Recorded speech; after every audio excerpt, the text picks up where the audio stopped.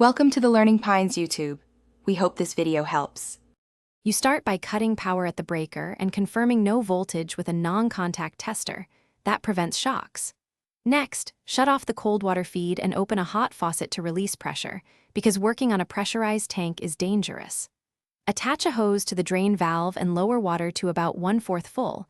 This exposes the lower element and reduces spills. Once drained, remove the access panel, insulation, and protective plastic to reveal the element and wiring. Keep screws organized. You now document the wiring, label and photograph each connection, so reassembly is foolproof. Disconnect the wires and remove the thermostat if obstructing access, because you need clear space to work.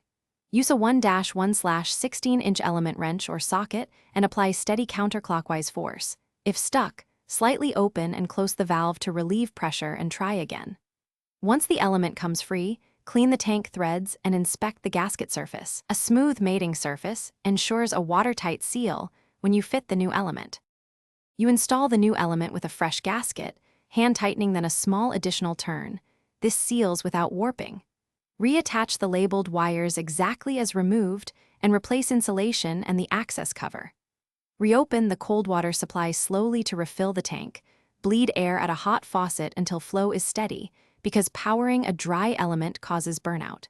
Finally, restore power at the breaker and observe the element and fittings for leaks. If you see no heat or tripped breaker, check wiring continuity and thermostat compatibility as the primary troubleshooting tip.